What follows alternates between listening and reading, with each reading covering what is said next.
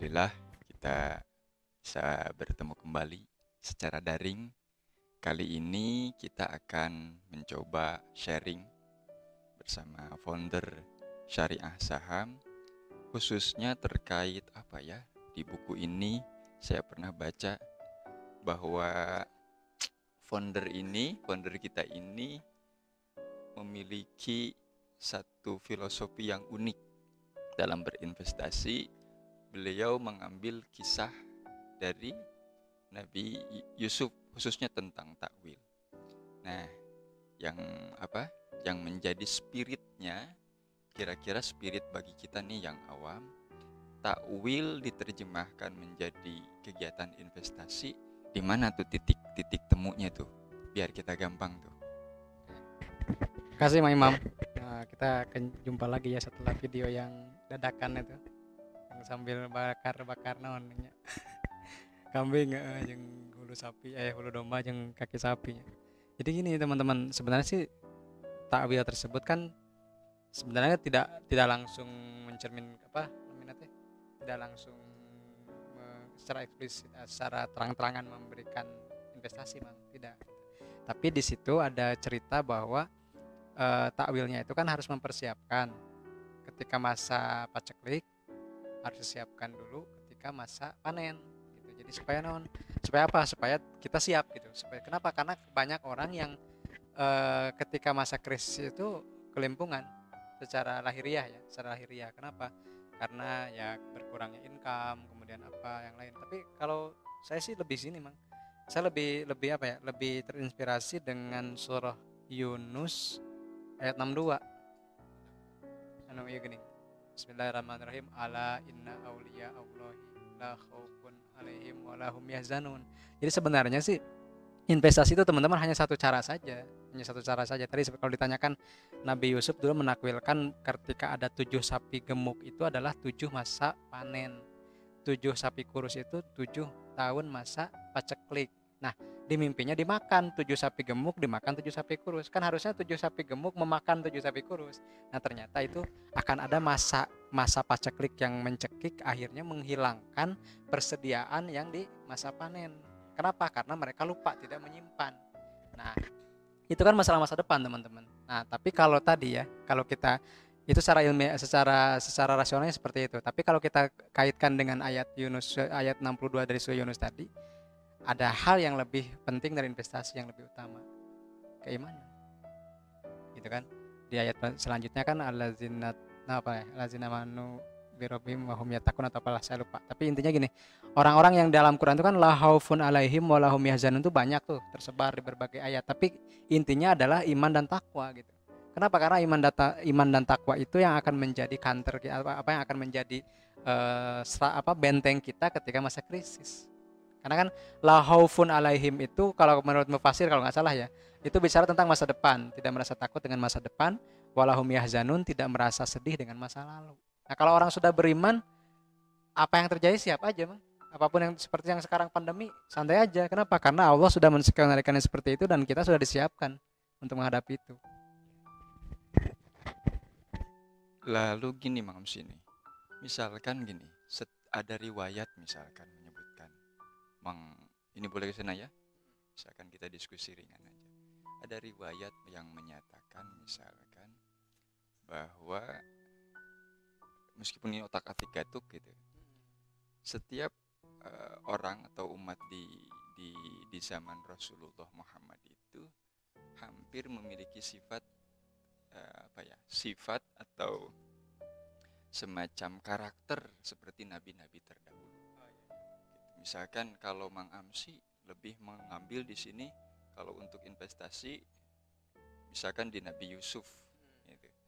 Apakah memang secara filosofis misalkan Nabi Yusuf itu kan kalau enaknya, sejarah enaknya itu setelah jadi bendaharawan atau menteri keuangan mungkin ya. Nah, itu yang enaknya dari sana, dari kisah masa kecil, dewasa, dikucilkan, kemudian pernah dipenjara karena difitnah.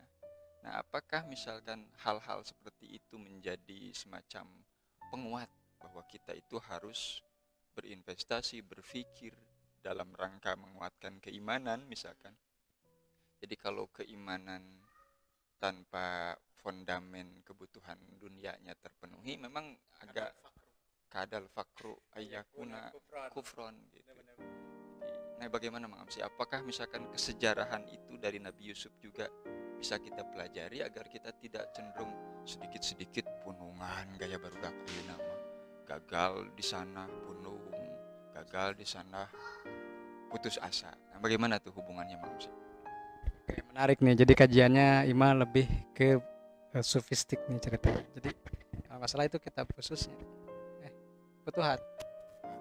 Pernah dengar lah itu, pernah dengar kayak gitu. Jadi kalau bicara masalah pribadi sih mungkin ada apa ya?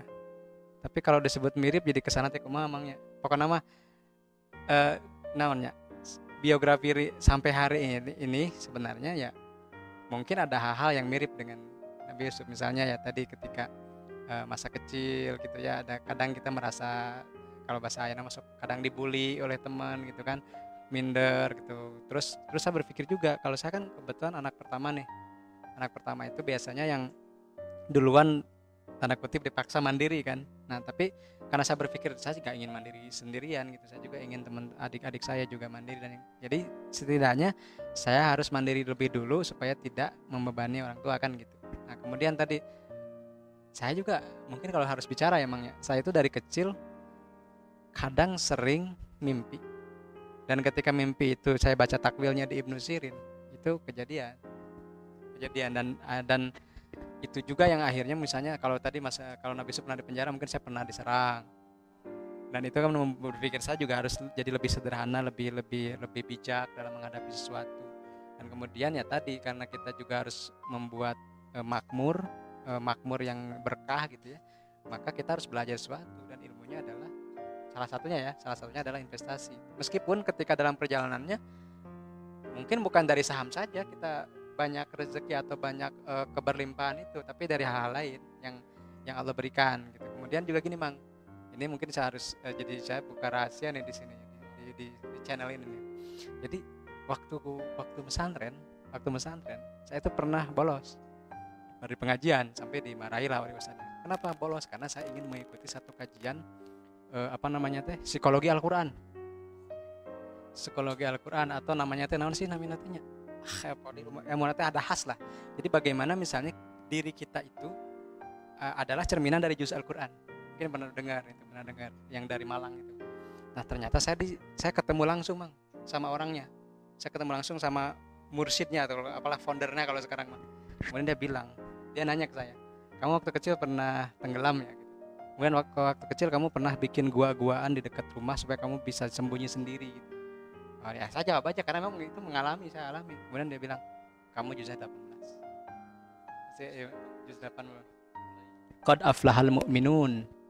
Dari surat Al-Mu'minun, An-Nur sampai Al-Furqan. Nah, yang menarik dari Quran juz itu, yang terakhir itu katanya sifat diri atau watak diri kan di halaman terakhir itu. Dan hitung ayatnya. Ternyata saya dihitung ayatnya 12. Dan 12 itu surah Yusuf.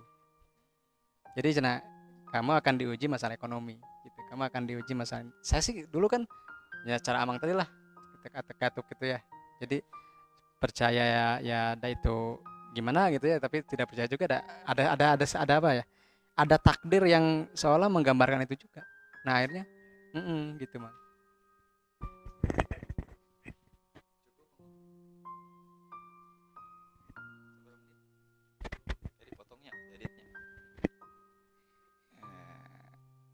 Itu saja rekaan aku mau tutupnya kayak dieditnya.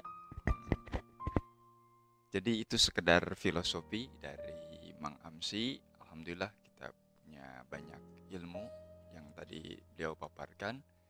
Jadi secara mendasar filosofi itu dibutuhkan oleh kita sebagai pengingat, kemudian sebagai trigger untuk menjadikan kita lebih kuat. Biasanya kalau filosofinya dari nilai-nilai yang tidak abadi, biasanya cepat putus asa. Tapi kalau misalkan kita melihat filosofi yang abadi dari Al-Quran, kalau kita mau mundur kembali ke belakang, kita ingat ini ajaran Tuhan, ini ajaran Allah. Jadi alhamdulillah ternyata founder kita itu seseorang yang yang memahami betul karakteristik kenabian, karakteristik ekonomi, karakteristik filosofi ketuhanan. Mungkin itu saja di pertemuan kali ini. Kita dilanjut lagi obrolan ngalor ngidulnya. Itu ada yang baiknya silahkan diambil, ada yang betul yang kurang berkenannya atau yang kurang pasnya silahkan ditulis di kolom di bawah, di kolom komentar. Itu saja, ini hanya diskusi saja. Terima kasih. Waalaikumsalam warahmatullahi wabarakatuh.